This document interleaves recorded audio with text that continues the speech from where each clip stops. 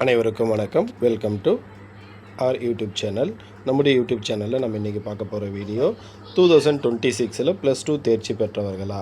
So இங்கே வந்து பார்த்தீங்கன்னாக்கா நமக்கு இன்னும் வந்து பார்த்தீங்கன்னாக்கா ஒரு 4 days இருக்குது நமக்கு ரிசல்ட் வரதுக்கு, +2 ரிசல்ட் வர்றதுக்கு. ஸோ ஆல்ரெடி வந்து பார்த்தீங்கன்னாக்கா 2026 மார்ச்சில் நடந்த +2 எக்ஸாமில் எல்லாருமே எக்ஸாம் எழுதி முடிச்சிட்டாங்க. ரிசல்ட்டுக்காக வெயிட் பண்ணிகிட்ருக்காங்க. ஸோ இந்த ரிசல்ட்டுக்காக வெயிட் பண்ணியிருக்கிறதுல நிறைய பேர் வந்து பார்த்தீங்கன்னாக்கா நீட் எக்ஸாம் எழுதியிருப்பாங்க. ஸோ இந்த நீட் எக்ஸாமில் அவங்க வந்து பார்த்தீங்கன்னாக்கா மேபி நமக்கு அவங்களுக்கு கிடைச்ச டேஸ் வந்து பார்த்தீங்கன்னாக்கா ஷார்ட் பீரியட் ஆஃப் டைம் தான், வெறும் 1 மாதம் மட்டும்தான் டைம் கிடைச்சிருக்கும். அதுலேயும் அவங்களால முடிஞ்ச அளவுக்கு பெஸ்ட்டாக அவங்க கொடுத்துருப்பாங்க. ஸோ அதில் நீட் எக்ஸாமில் உங்களுக்கு லோ மார்க் வந்திருக்கா, ஸோ நெக்ஸ்ட்டு என்ன பண்ணலாம், ஸோ இதை பற்றி தான் வந்து பார்த்தீங்கன்னாக்கா இந்த வீடியோவில் நம்ம பார்க்க போகிறோம். ஸோ ஃபஸ்ட்டு நீங்கள் பண்ண வேண்டியது, அடுத்து நீங்கள் என்ன பண்ண போகிறீங்க, உங்களுடைய ஆம்பிஷன் என்ன, ஸோ அதை வந்து பார்த்தீங்கன்னா நீங்கள் ஃபஸ்ட்டு டிசைட் பண்ணுங்கள். என்னுடைய ஆம்பிஷன் எம்பிபிஎஸ் தான்.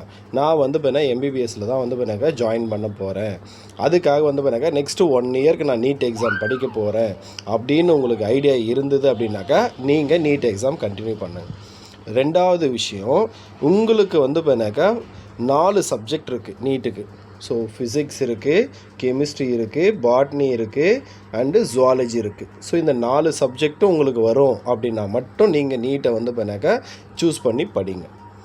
இல்லை சார் எனக்கு வந்து பார்த்தீங்கன்னாக்கா ஃபிசிக்ஸும் கெமிஸ்ட்ரியும் கஷ்டம், பயாலஜி ஈஸி, இல்லை வந்து பார்த்தீங்கன்னாக்கா ஃபிசிக்ஸு கஷ்டம், கெமிஸ்ட்ரியும் பயாலஜி ஈஸி, ஸோ இதில் ஏதாவது ஒன்று உங்களுக்கு கஷ்டமாக இருந்தாலேயும் உங்களால் வந்து பார்த்தீங்கன்னாக்கா நீங்கள் நினச்சதை வந்து பார்த்தீங்கன்னா அச்சீவ் பண்ண முடியாமல் போகலாம். அதுக்காக எனக்கு கஷ்டம், அதனால் நான் வந்து பண்ணாக்கா நீட் எக்ஸாம் படிக்க முடியாதா சார் அப்படின்னா கிடையாது.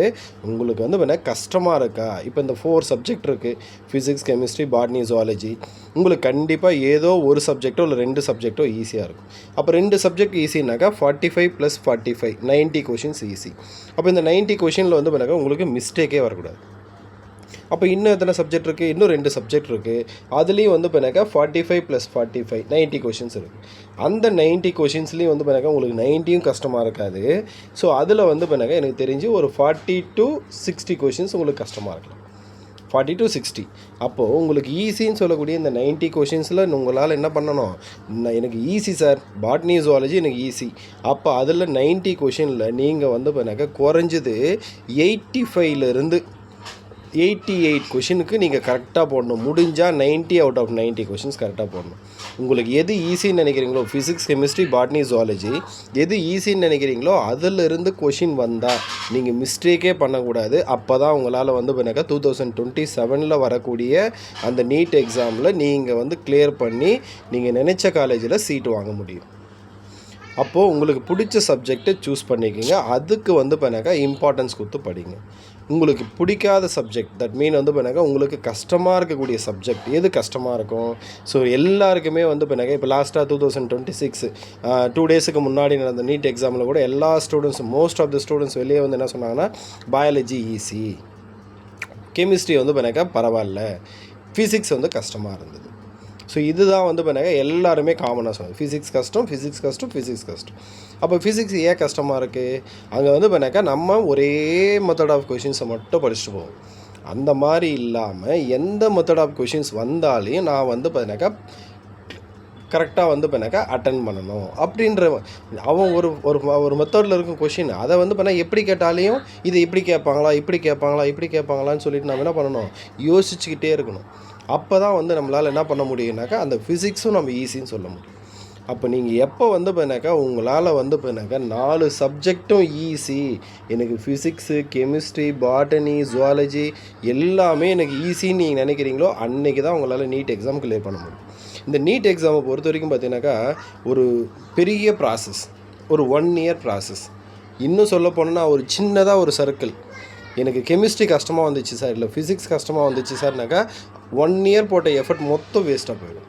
உங்களால் நீங்கள் நினச்ச காலேஜில் சீட்டு வாங்க முடியாமல் போயிடலாம், இல்லை கட் ஆஃப்குள்ளவே வர முடியாமல் போயிடலாம். ஸோ இந்த மாதிரி நிறைய வந்து பண்ணாக்கா டிஃபிகல்ட்டிஸ் இருக்குது. ஸோ அதனால் வந்து பண்ணாக்கா கொஞ்சம் ஞாபகம் வச்சுக்கோங்க. ஸோ உங்களுக்கு எந்த சப்ஜெக்ட் ஈஸியோ அந்த சப்ஜெக்டில் ஒரு கொஷின் கூட மிஸ்டேக் ஆகாத அளவுக்கு நீங்கள் வந்து பண்ணாக்கா ஃபுல் மார்க் வாங்கணும் ஃபஸ்ட்டு. செகண்டு, சப்போஸ் எனக்கு இது 2ம் கஷ்டமாக இருக்குது, இல்லை 1 கஷ்டமாக இருக்குன்னா அதுக்கு அதிகமான இம்பார்ட்டன்ஸ் கொடுத்து நிறைய எஃபர்ட் போட்டு படிங்க. கண்டிப்பாக வந்து பார்த்தினாக்கா அந்த கஷ்டமாக இருக்கக்கூடிய சப்ஜெக்ட் வந்து பார்த்தினாக்கா நீங்கள் ஈஸியாக வந்து பார்த்தினாக்கா சீக்கிரமாக ஈஸியாக மாற்றிடலாம். உங்களுக்கு எல்லாமே ஈஸியாக இருக்குது அப்படின்னு நம்ம சொல்கிற அளவுக்கு மாற்றிடலாம். அதுக்கு என்ன வேணும்னா நமக்கு முயற்சியும் பயிற்சியும் வேணும். ஸோ ஃபஸ்ட்டு முயற்சி வேணும். கஷ்டமாக இருக்குன்னு சொல்லிட்டே இருந்தால் கஷ்டமாக தான் இருக்கும். அப்போ ஃபஸ்ட்டு முயற்சி பண்ணிங்க அப்படின்னாவே உங்களுக்கு அந்த கஷ்டம் கொஞ்சம் கொஞ்சமாக குறைய ஆரம்பிச்சிடும். அடுத்தது பயிற்சி. அந்த பயிற்சி இருந்ததுனாவே உங்களுக்கு கஷ்டம் நீங்கள் சொல்லக்கூடிய அந்த சப்ஜெக்ட் ஈஸியாக மாறிடும். அப்போ நீங்கள் ஈஸியாக என்ன பண்ணலாம் அப்படின்னாக்கா அடுத்து வரக்கூடிய 2027 எக்ஸாமில் கண்டிப்பாக வந்து பின்னாக்கா நீட் எக்ஸாம் கிளியர் பண்ணலாம். நீங்களும் MBBS சீட் வாங்கலாம். இது ஒன்று.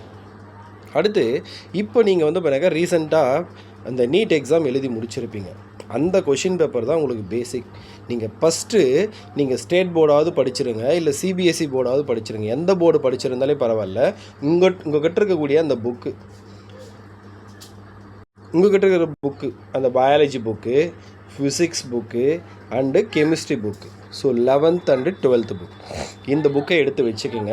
இப்போ வந்து எனக்கு ஃபிசிக்ஸில் 45 கொஷின் வந்திருக்கும்.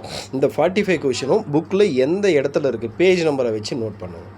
அடுத்து கெமிஸ்ட்ரியில் 45 கொஷின்ஸ் இருக்கும், எந்த இடத்துல இருக்குதுன்னு கரெக்டாக வச்சு நோட் பண்ணுங்கள். அதே மாதிரி பயாலஜியில் 90 கொஷின்ஸ் இருக்கும், எந்த இடத்துல இருக்குன்னு நோட் பண்ணுங்கள். இப்போ நீங்கள் ஸ்டேட் போர்டாக படித்தவங்களா இருந்தீங்கன்னா எத்தனை கொஷின் ஸ்டேட் போர்டு புக்கிலேருந்து வந்திருக்குன்னு நீங்கள் தெரிஞ்சுக்கலாம். எந்த இடத்துலேருந்து கேட்டிருக்காங்க. அப்போ நீங்கள் மொத்தமாக கோத்ரோ பண்ணும்போது உங்களுக்கு புக்கை பற்றி ஒரு ஐடியா கிடைச்சிரும். இப்போ தான் ஃபஸ்ட் டைம் படிச்சிருப்பீங்க, உங்களுக்கு தெரியும். ஏன்னா 11th முடிச்சிருப்பீங்க, 11th பப்ளிக் எக்ஸாம் எழுதிருப்பீங்க. ஏன்னா இப்போ வரவங்களுக்கு தான் பப்ளிக் எக்ஸாம் இல்லை. ஸோ 2026 இப்போ லாஸ்ட் மார்ச்சில் எக்ஸாம் எழுதணும் எல்லாருமே 11th பப்ளிக் எக்ஸாம் எழுதி தான் வந்திருப்பீங்க. அப்போ தரோவாக படிச்சிருப்பீங்க. அப்போது நீங்கள் 11th புக்கை வச்சு பாருங்கள். உங்களுக்கு அந்த கொஷினை பார்த்தோன்னே தெரியும், இந்த டாபிக் இந்த லெசன் தெரியல அப்படின்னா உங்களுடைய டீச்சர் யாரோ அவங்களுக்கு ஜஸ்ட்டு நீங்கள் எப்படி இருந்தாலும் கான்டாக்ட் இருக்கும். அந்த டீச்சருக்கு, அந்த சப்ஜெக்ட் டீச்சருக்கு கால் பண்ணிங்கன்னா உங்களுக்கு இமீடியட்டாக உங்களுக்கு கைட் பண்ணுவாங்க. யாரும் கைட் பண்ண மாட்டேன்னு சொல்லவே மாட்டாங்க. அப்போது நீங்கள் இதே மாதிரி வந்து பார்த்தீங்கன்னா ஃபிசிக்ஸு, கெமிஸ்ட்ரி, பாட்னி, ஜுவாலஜி எல்லா கொஷினும் எந்த இடத்துல வந்திருக்கு அந்த புக்கை வச்சுக்கோ. அந்த புக்கில் பேஜ் நம்பரில் எங்கே இருக்கோ அந்த பாயிண்ட்டை வந்து பார்த்தாக்கா ஒரு ஹைலைட்டர் வாங்கி ஹைலைட் பண்ணி அதில் வந்து பார்த்தா 2026 நீட் ஒரிஜினல் கொஷின் அப்படின்னு போட்டு வைங்க அந்த இடத்துல.